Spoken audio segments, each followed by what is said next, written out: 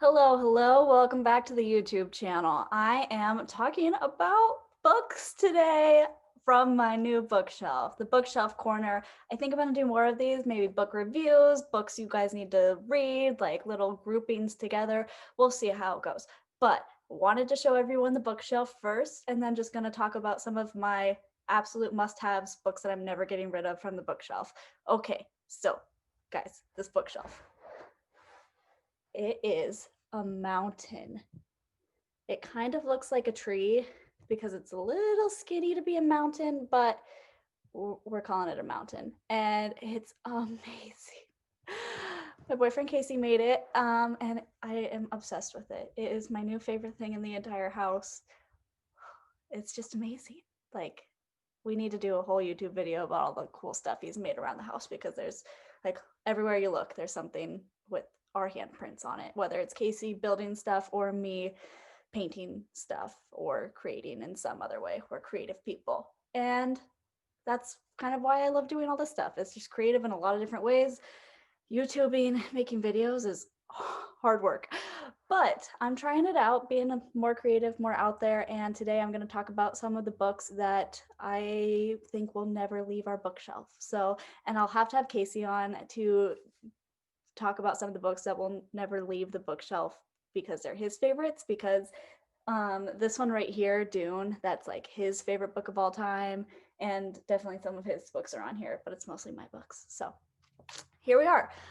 Some of these books I have, gotten as gifts and I haven't even read yet, but most of them I've read and I'm wanting to keep forever. And this bottom shelf down here, it's kind of like my secret shame. The Click book series by Lacey Harrison. I need to do a whole YouTube video on those because I just don't want to get rid of them, but they're literally books about middle schoolers. So do I need them? No, but they're so entertaining. Okay, here we go. My first one that I want to talk about that I'm never going to get rid of is going to be Rabbit. So it says Patricia Williams. If you don't know who that is, Miss Pat, the comedian. She has her own podcast. She really got boosted on Joe Rogan's podcast, but this is the autobiography of Miss Pat. It's a newer book. It came out, I believe, 2 years ago, and it is the autobiography of her life. She obviously had somebody help her write it, but it is so good. The only reason I would get rid of this book is to give it to somebody else who I knew was going to read it. It is so different than my life growing up, and I think it's really good to learn about other people's lives, different perspectives. But it's also written from a comedian. So it's not preachy, it's not trying to teach you something, but you will learn about a different way of life. And her stories are so outlandish, ridiculous. You can't even believe they actually happened, but they did. They did. And I want to tell you the stories, but I also don't because I want you to read it. So Rabbit by Miss Pat. It's definitely some dark stuff in there, but really looked at in a lighthearted way. And at the end of the day, you see how her life is now. And God, so flippin' good, guys. I always recommend this book in all of my book review podcasts. I always bring this one up, and that's because I really just loved it so much. And I don't think it has been circled around as much as it should be. So read this book, Rabbit by Miss Pat. Okay, another one. I think I'm only gonna do 3 or 4 today. Room. As you can see, I bought this at Half Price Books. I read this first from the library. Room by Emma Donoghue. She actually recently has a new book out that I haven't read yet, but I really want to. This is written from the perspective of a young child. So the language in it is that of a young child. And it is just another dark subject matter. It's written from the perspective of a child who was born in captivity and his mother was kidnapped and they're living in this shed. And, that's pretty dark, but it's written from a child's perspective.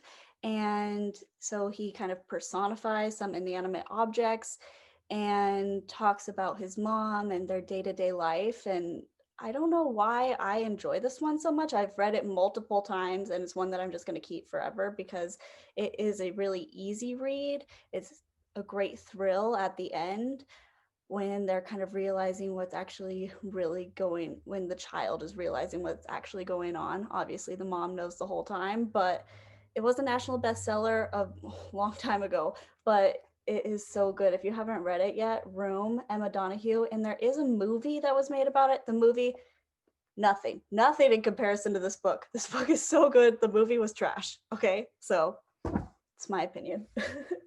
And then let's do another one. So this one is a newer one that came out this past year, Act Like a Lady. It is by the host of one of my favorite podcasts, the Lady Gang podcast. So Keltie Knight, Becca Tobin, and Jack Vanek. And they go through a couple different categories through this. They talk about friends, they talk about love, they talk about career.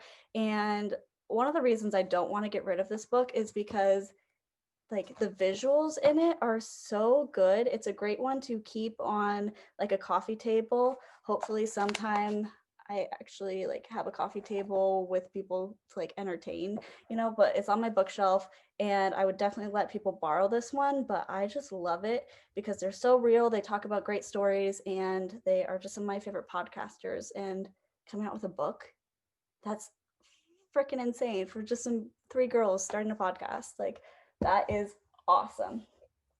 Finally, I'll talk about this one of my favorite books of all time. Once again, it's more of a middle school read, Homecoming by Cynthia Voight. Obviously, this one has been read a couple times. It's one that I'll bring on vacation to reread or long road trips.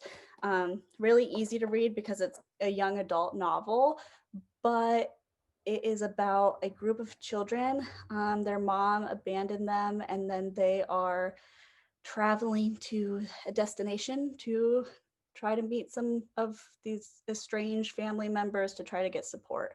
And just their adventure is entertaining. It's hard, but obviously from Room and this book, you can kind of see that I like seeing how people get by in the day to day. They talk about their struggles with, they don't have any money. They're a group of kids.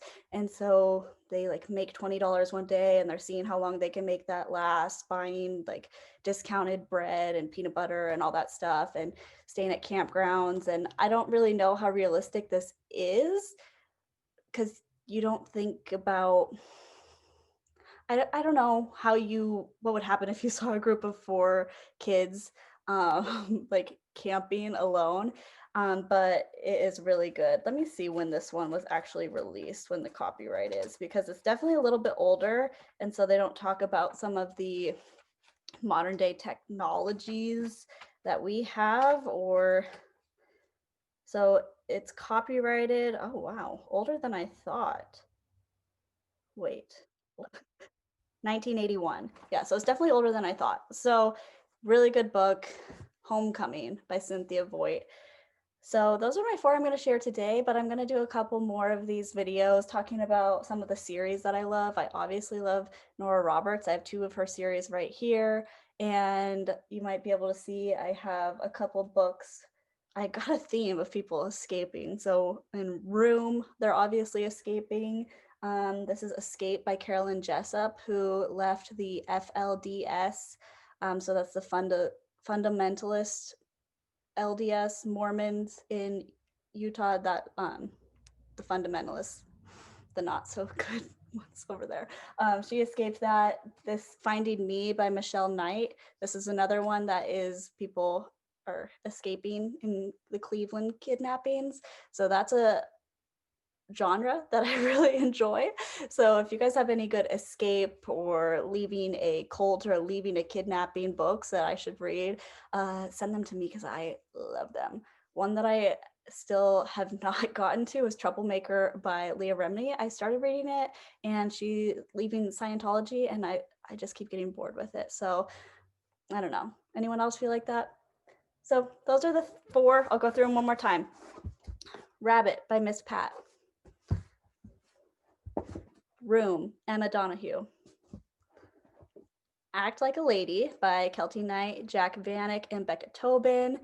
And guys, you just gotta, this book is so flippin' pretty, and I love the short stories. I'm trying to find more, and it's funny. It's funny, deep. It has like all the stuff you want in a celebrity memoir slash self-help book slash, I don't even know what to call this, but it's a great mix of a lot of stuff, and it's hardcover.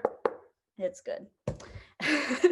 And then Homecoming by Cynthia Voight, a great read, a great reread. Definitely would read over and over again. It just does not get old to me. So those are the ones I'm sharing with you today. I hope you guys enjoyed this little video from the bookshelf, and I'm gonna do some more of these. So bye.